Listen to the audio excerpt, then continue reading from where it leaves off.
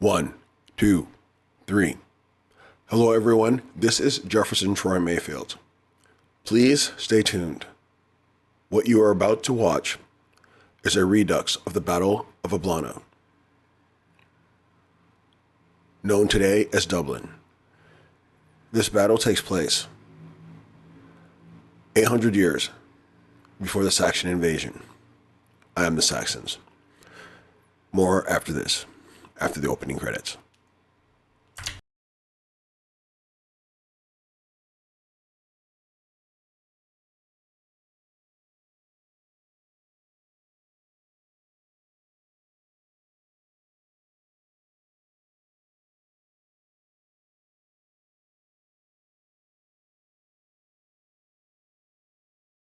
Sega.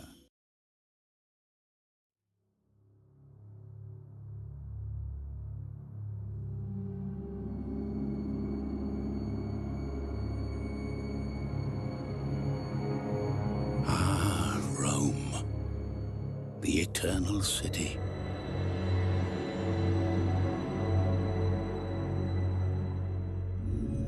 I have seen the end of days. And years from now men will say, here began the fall of Rome.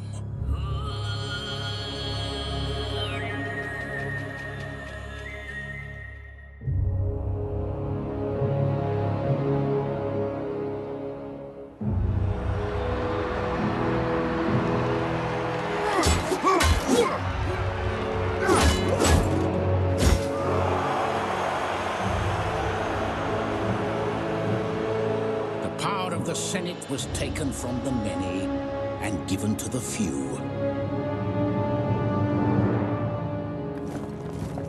Those who wore the golden wreath grew sick with every kind of wickedness.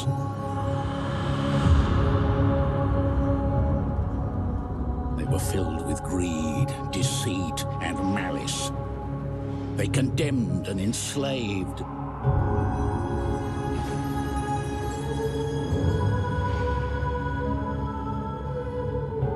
They betrayed their friends and murdered those they loved. They did all this and called it just.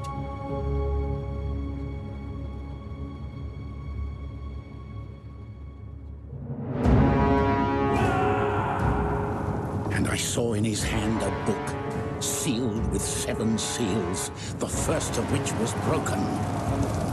And behold, a white horse, and he that sat on him had a bow, and he went forth to conquer.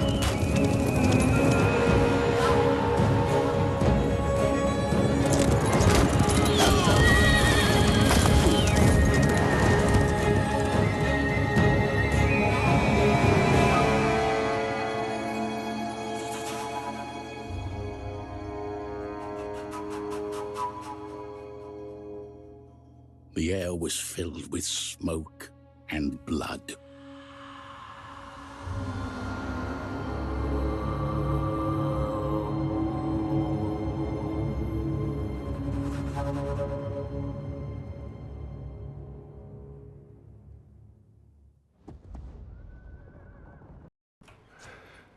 So there you have it.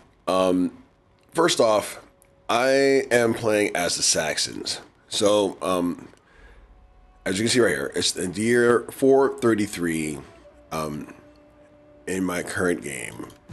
And at this point in time, I, as King Gewis, let me confirm something here. Okay, this is King Gewis has died, but King Gewis in his lifetime, in the year 423, High King Gewis. Oh no, I believe he might still be actually be alive. Let me take a look. I'm talking out of the side of my neck, and I shouldn't be. So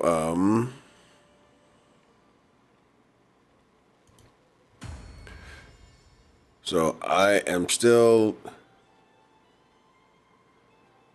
Yes, Gewis is no longer with us. So now we are led by, oh, he's a governor. Here we are. By High King Engelfio, and he has just ascended actually recently. But in his lifetime, High King Gewis, in the year 423, conquered all of Britannia and Ireland. Now, the interesting thing about this is that in our history, meaning in the history of like real life, actual life, the Saxons don't even invade Britain until the 12th century. And in particular, the Saxons don't land in Ireland as part of the Anglo-Norman invasion until 1169. And if you want to talk about when England ends up conquering Ireland, it's during the Tudor conquest in the 16th century, which, for those of you who aren't great at math, that's 800 years and 1200 years after this battle, respectively.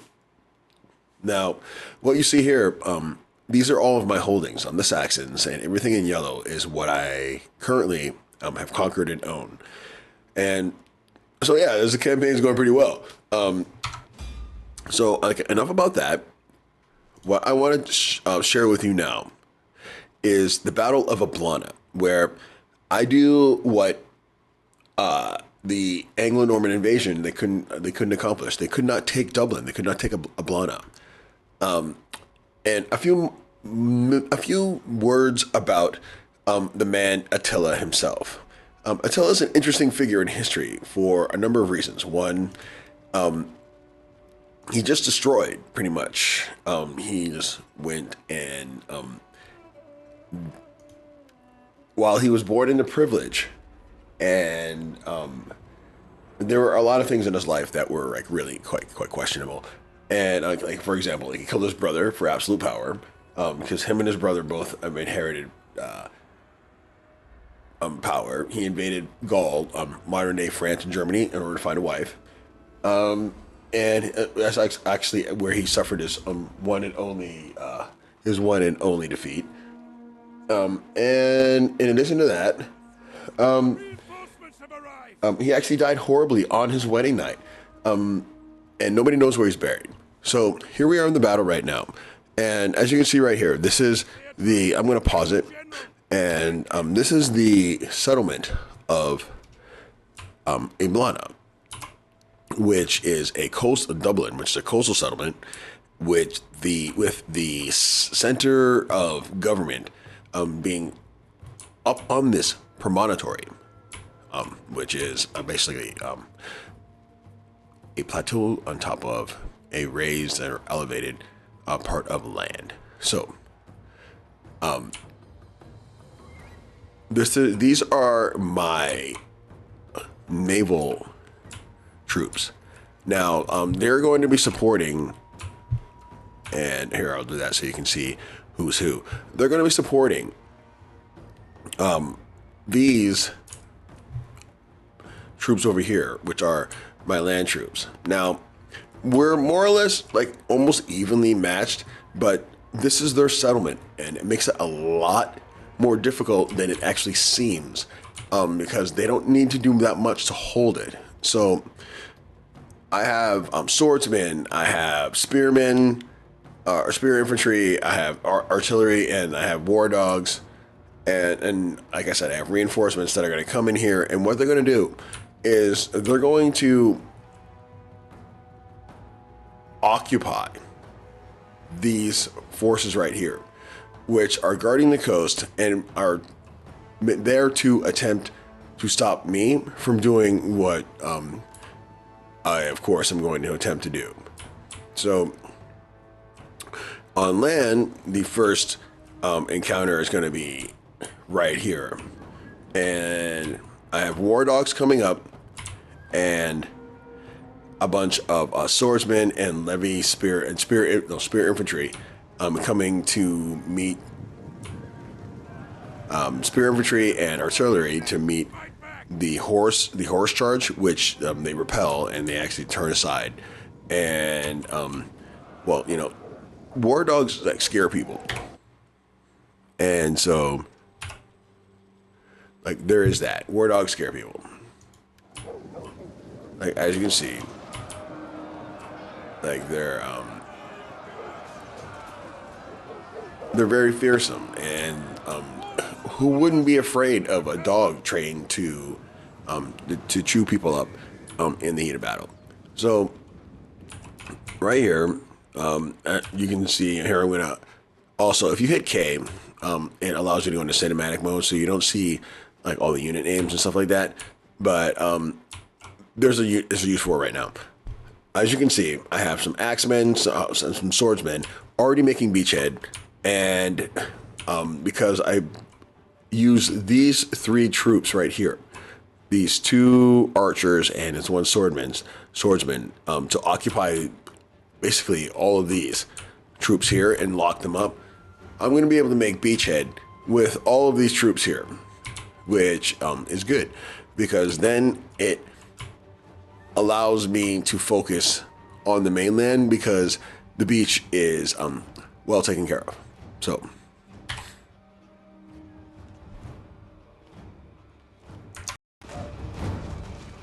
the men have thrown down their weapons and are fleeing.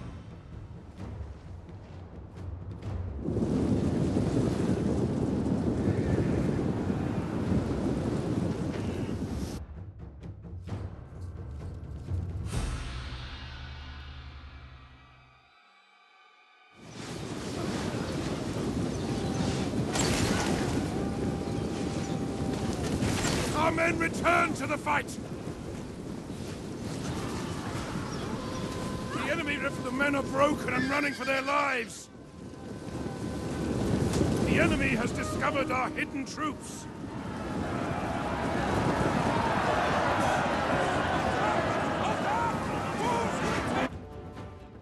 A ship is being assaulted! Cast them back!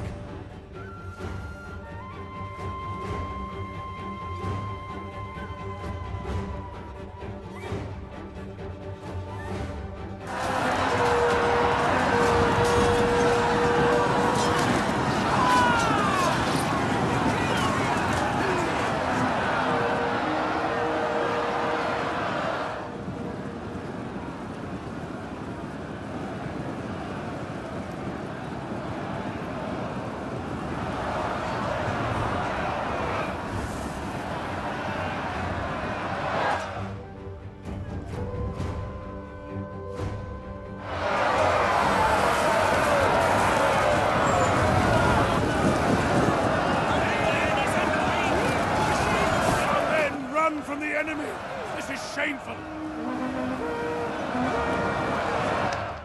Our men have regrouped!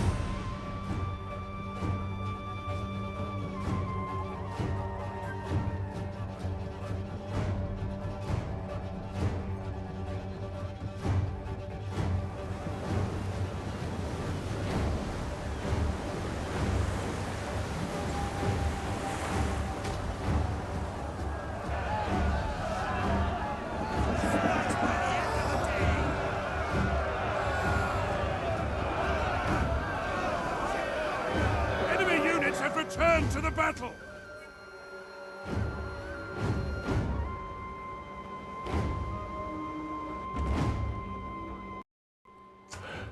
As you can see here, we've made effective beachhead, and our troops are now making their way into the city from the beach.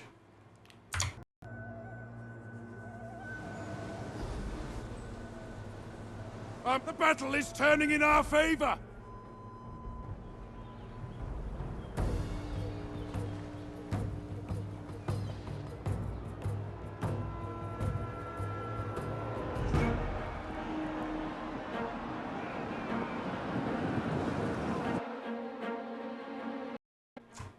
You can see here, we've effectively taken care of the majority of the land defense forces and have made entry into the residential area in 2 points.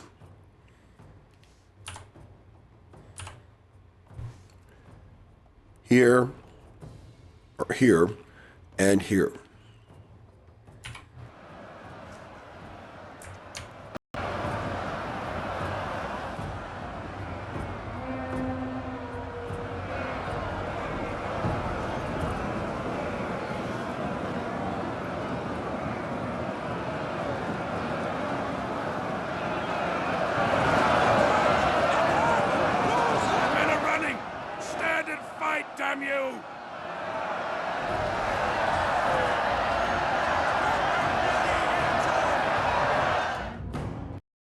I believe right here we've just taken one of their generals. They have more than one.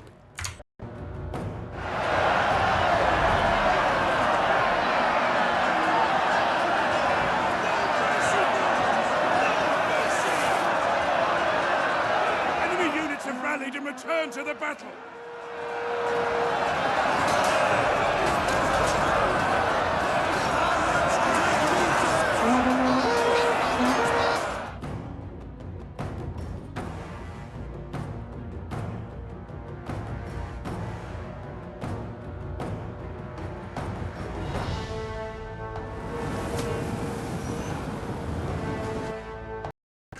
Now, what we have here is they're finding that they're having a difficult time trying to remount any sort of effective defense. Well, I'll let you continue watching. The enemy general is dead! The men are broken and are fleeing!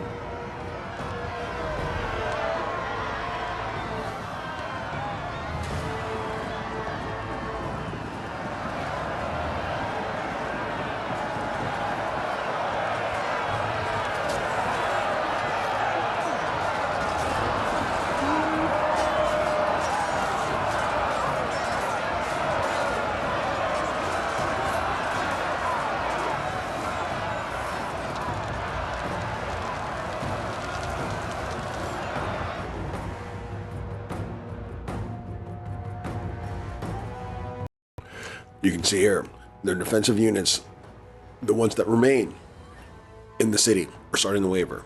That flashing indicates that they're starting to lose spirit, morale, and are ready to cave.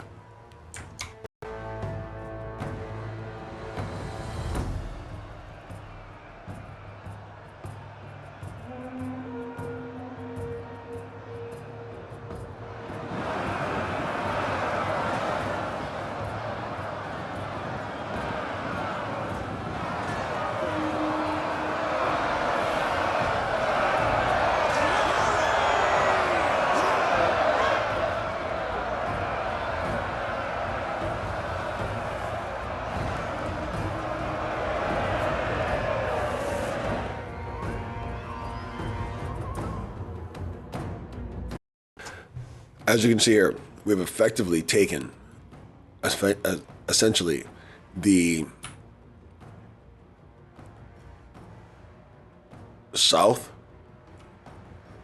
southeastern wall or section of the city, and are starting to make our way into the residential area, and we'll make our way up to the governmental center proper.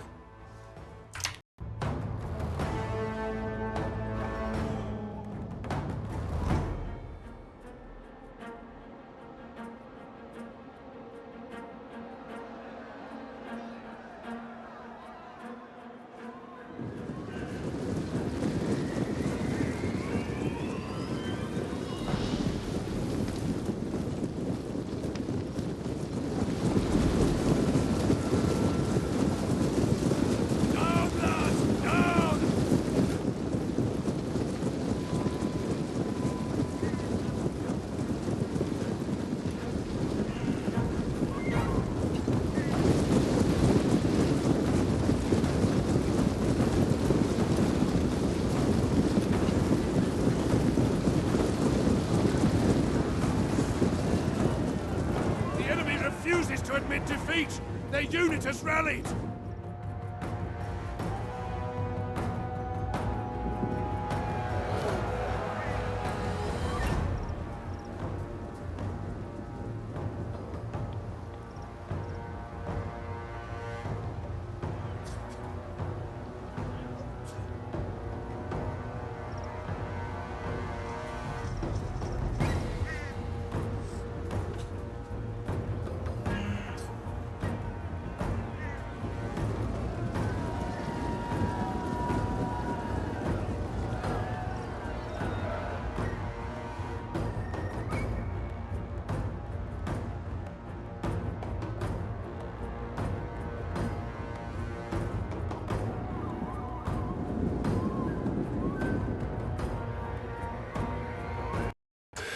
Something to note.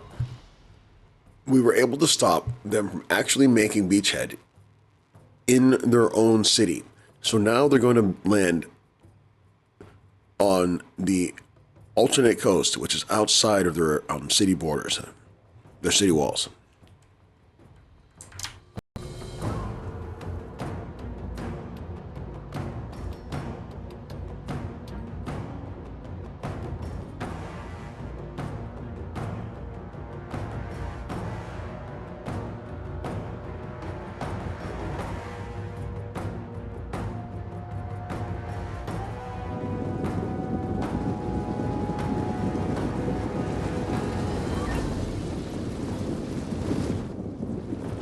Their tower has been destroyed! This bodes well!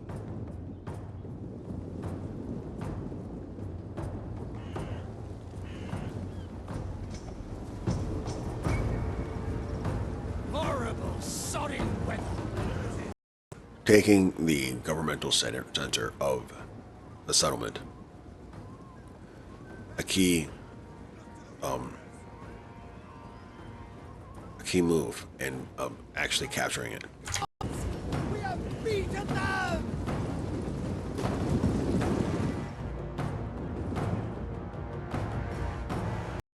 A crucial step in capturing the settlement.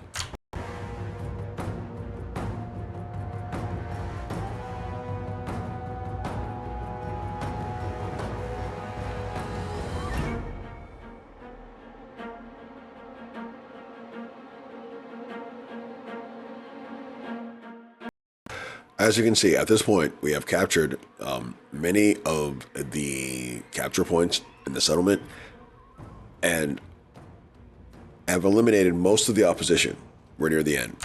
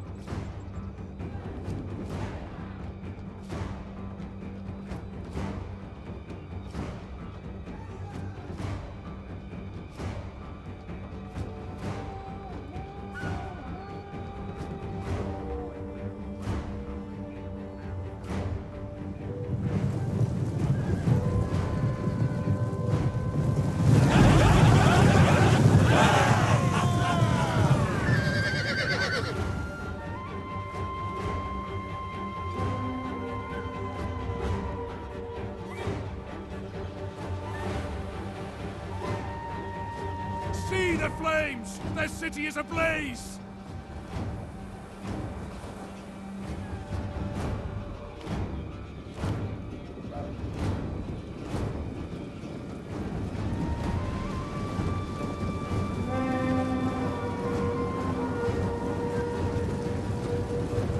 If they want to fight, they have come to the right people!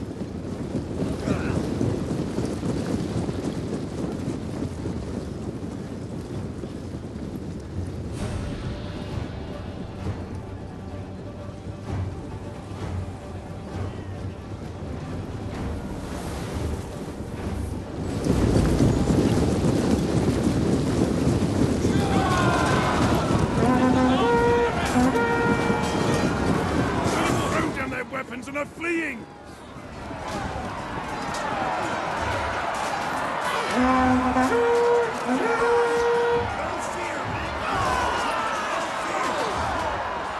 One of our units can no longer fire!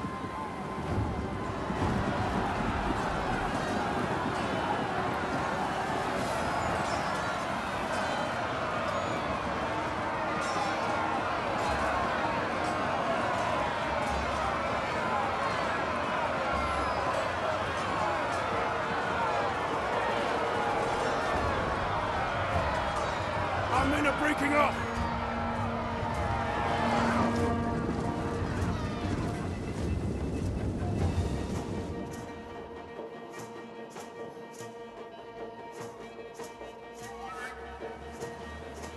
Choose your target!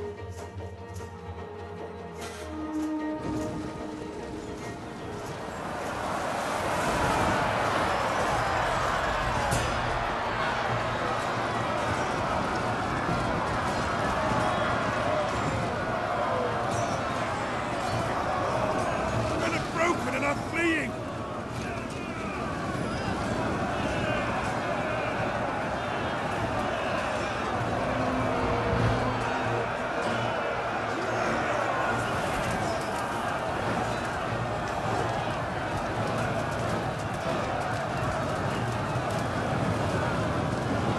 Praise the gods! Your victory is moments away!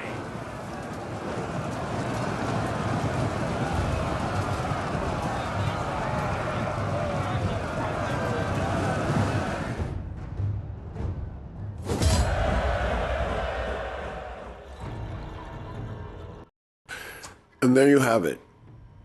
A battle and a victory that, well, I'll put it this way. In real life, this battle, which was not won, happens 800 years later by the same group of people, the Saxons, the Anglo-Normans. And so I felt quite proud about that. In fact, I think Flagellum Dei himself would be proud. And with that, I'm going to leave you and say thank you for spending the time to watch this and allowing me to redux the Battle of Eblana without any of the sound artifacts or technical difficulties I was encountering in the original version. Thank you again, and until next time, this has been Jefferson Troy Mayfield, Officer of the White Hand, Protector of the Realm, Knight of the Rose, Prince of Wales.